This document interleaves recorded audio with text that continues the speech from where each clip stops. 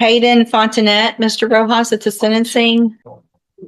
Good morning. Are you Caden Yes. Fontanet? And this is 25 DCCR 1759. Mr. Fontanet was previously in court, entered a plea of guilty to the first-degree felony offense of aggravated robbery. It was an unagreed plea. I've received the pre-sentence report. Have you both had an opportunity to review that report? We have, Your Honor. The state has, Judge. Are there any additions or corrections to the report? Not from the defense. Not from the state, Judge. And Mr. Coleman, you said you have a witness or some evidence? Actually, Judge, Mr. Rojas has graciously stipulated to the admission of the surveillance video from the convenience store in question. So Okay. I need to call my custodian record. With the court's permission, first of all, I'm offering states one. No, Judge. Make that states two, because this one was the plea admonishment documentation, please. I'm offering states two. No objection. States two is admitted. Permission to publish, Judge. Yes, sir. Judge, I think that's all I wish to publish unless the court wants to see the entirety of the video. But I think that's enough. Any other evidence or witnesses? So just brief argument if I may. Any other evidence or witnesses for Mr. Rojas? No, Your Honor. Just like. Mr. Rojas, you may make argument first. Thank Go you, ahead. Judge. And obviously, after seeing that video, it makes what we're asking for harder to do. What we're here asking for this morning, Judge, is probation. Mr. Fontanet, he is a young offender. I know the court is tired of hearing the same story over and over again, young guys with guns in here. He's got a limited criminal history. I believe this is his first felony. He's never been on any kind of felony supervision or felony probation. Unfortunately, he's just fallen into the same situation that we see so many other youthful offenders fall into. He's got no direction in life. He's very little support at home. Sees no way out of the situation that he's in, so he goes and decides to rob a store and get some money. Did the wrong thing. And if his story in the PSI is to be believable for what I believe is the right reason, he's trying to help his mom out at home, trying to pay some bills, keep the lights on. Certainly, there are better ways to go about doing that. And I hope that the time in jail has taught Mr. Fontanet that.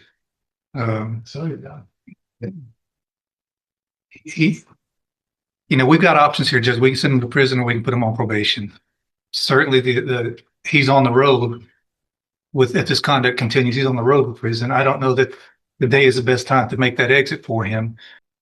He's got a long life to live. We can send him to prison. He can be there for a few years and come back out. I don't know that he's going to get the help that he really needs in prison. There are programs available on probation that if he's serious about turning his life around, like he says in the PSI, those programs can help him. And if he does take advantage of those, it in turn would make the community a little bit safer, because it'd be one less guy running around with a gun when he does get out of prison, if that were the road that you chose to take. Planning on living at home with his mom. I think he has some younger siblings there. To his benefit, before he was even arrested, he started a GED. I think on the night that this happened, he had just finished a GED class and made a dumb decision to go hang out with these guys that he should not have been hanging out with, and did this robbery. Again, Judge, you've got two options. You can send him to prison, or you can try to get him some help on probation, and hopefully he will take advantage of that. And certainly if he doesn't, we're going to know pretty quick, and you'll have another chance to send him to prison, probably for a longer time. All right, thank you. What is the status of the other two? Are there co-defendants? Have they been charged? They have been charged, Judge, and I have both of their cases, Judge. And they have not been sentenced yet or No, anything like that? No, Okay. Judge. All right, go ahead, Mr. Coleman. Yeah, I'll be brief. Whether it's the Pine Club Apartments or Rogers Park or a Speedy Mart, you've seen this, and we've seen this in this community all too often. I'm preaching to the choir, Judge. Prayer vigils and advisory committees, all of that stuff's fine, but you judge where the rubber meets the road. You are that person that can protect the community from somebody like this defendant. You are that person that can either let him walk out of this courtroom on probation with a piece of paper with conditions and promises that he won't resort to this kind of violence that you saw on that video, or you can ensure that the community is safe by putting him behind steel bars, concrete wall, and razor wire fence. I'm just asking, I'm not in the habit of begging, but on behalf of this community, I'm begging that you send this defendant to prison. The message that needs to be sent to this defendant and his circle of friends and anybody who would want to be like this defendant is that if you pick up a gun with the intent to commit violence, you're gonna pick up a 15, 20, 25-year prison sentence, Judge.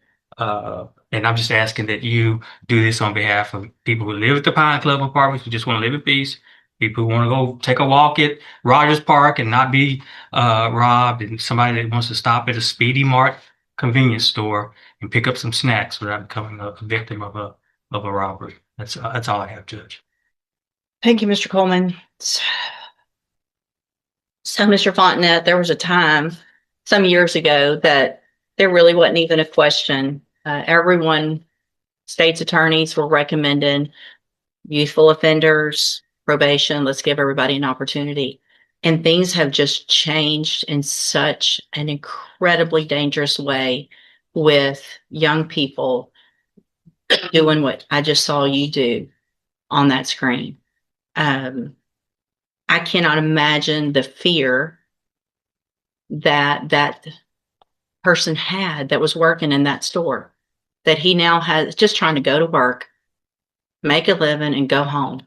And he has 3 people come in and not just grab a little quick something and run out, but terrorize him for quite some time. Pulling him around, yanking him around, putting guns in his face, all 3 of you.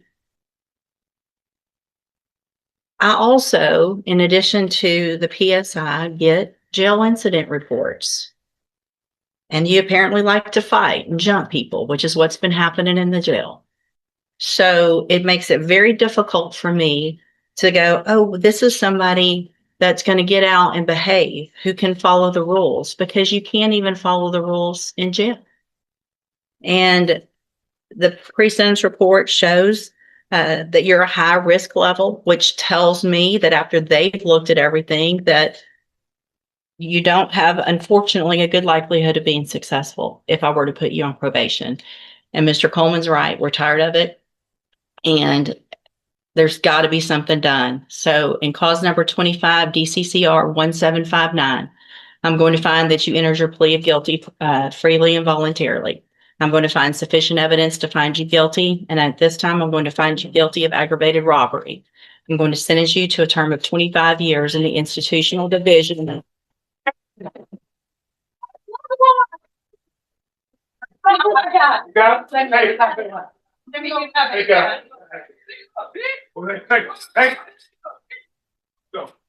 Come on, Mom. Here. I'm going to sentence you to a term of 25 years in the institutional division of the Texas Department of Corrections. You will receive credit on that sentence for any time that you've been in custody that the law gives you the right to receive. I'm handing you the trial court certification. This was not an agreement. You have some rights to appeal. I have also handed you a written admonishment regarding your ineligibility to possess a firearm or ammunition. Because of the judgment entered against you, you're ineligible under Texas law to possess a firearm or ammunition. Possession of a firearm or ammunition could lead to charges against you. You can talk to Mr. Rojas about any questions you have about that. I am making an affirmative finding of a deadly weapon. Mr. Fontenette, I understand that this is harsh, and I know you believe this is harsh, but I think this is necessary. I hope that you go and you make things right. You can get out of prison. You're still going to be young, and you can make your life better. That's going to be up to you, okay? You can go back with the bailiff.